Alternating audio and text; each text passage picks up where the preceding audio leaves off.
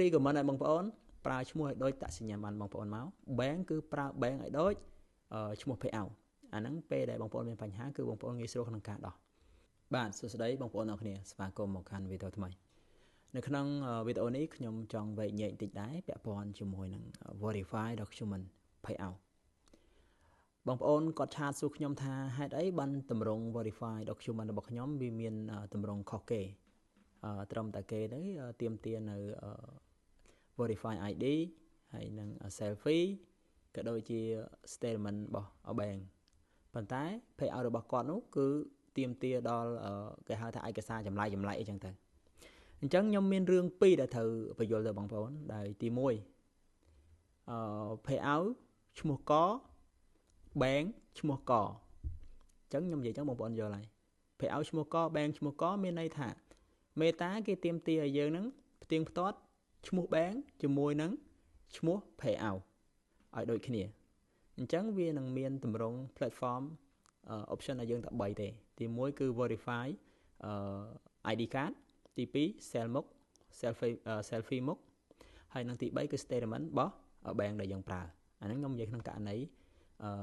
ឈ្មោះ bank និងឈ្មោះ payout ដូចគ្នាទី2ឈ្មោះ bank ឈ្មោះកសុំទោសឈ្មោះ payout កប៉ុន្តែបងប្អូនប្រើ bank ខអញ្ចឹង statement ក៏ដូចជាឯកសារដែល Facebook គេទាមទារគឺរៀងចម្លែកតិចដែរដោយសារតែ Facebook គេទាមទារឲ្យយើងនឹងផ្ទៀងផ្ទាត់ឈ្មោះ bank ជាមួយឈ្មោះ payout ឲ្យដូចគ្នាប៉ុន្តែឈ្មោះបងប្អូនគឺខុសគ្នាបាត់ទៅហើយទី1គឺឈ្មោះ payout ឈ្មោះកប៉ុន្តែបងប្អូនប្រើ bank ទៅឈ្មោះខកន្លែងនេះគឺជាកន្លែងដែលបងប្អូនពិបាកក្នុងការ verify ហើយបើសិនជាបងប្អូនជួបនឹងបញ្ហាបែបនេះគឺអត្រាដែលយើង verify ហើយត្រឡប់មកវិញគឺទាបបំផុតអាចនិយាយថាបច្ចុប្បន្នមានតែ10ទៅ 15% ទេក្នុងការសង្ឃឹមមកវិញប៉ុន្តែនៅតែមានសេវាកម្មដែលទទួលដោះគេដៃចាស់ល្អក៏ដូចជាក្បាច់គេល្អគេនៅតែមានសេវាដោះខាងក្រៅអាហ្នឹងខ្ញុំនិយាយពីរឿងផ្សេងទៀត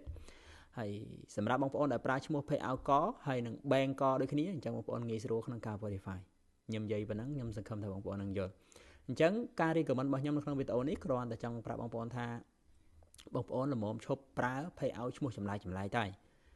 បងប្អូនខ្លះគាត់ចូលចិត្តប្រើឈ្មោះ payout ឧទាហរណ៍តែគាត់ឈ្មោះតារាគាត់មិនមែនតឹងតករបស់គាត់ឈ្មោះសូតារាទេចុះប៉ុន្តែពេលដែលគាត់បង្កើតនៅ payout គាត់មិនមែនដាក់ឈ្មោះសូតារារបស់គាត់ទេគាត់ទៅជាដាក់តារា BTB អីចឹងទៅតារា cute boy អីចឹងទៅហ្នឹងហើយគឺជាសញ្ញាស្បៃជ្រក់និយាយងាយយល់គឺជាសញ្ញាអំបិលហើយអញ្ចឹងរីក៏មិនឲ្យបងប្អូនប្រើឈ្មោះឲ្យដូចតសញ្ញាបានបងប្អូនមក bank គឺប្រើ bank ឲ្យដូចឈ្មោះ payout អាហ្នឹងពេលដែលបងប្អូនមានបញ្ហាគឺបងប្អូនងាយស្រួលក្នុងការដោះបាទវីដេអូហ្នឹងមានប៉ុណ្ណឹងសង្ឃឹមថាបងប្អូនស្ដាប់ហើយនឹងយល់គ្រប់គ្នា follow page ក៏ដូចជា share វីដេអូនេះម្នាក់មួយផងដើម្បីទទួលបាននូវវីដេអូថ្មីៗបន្តទៀត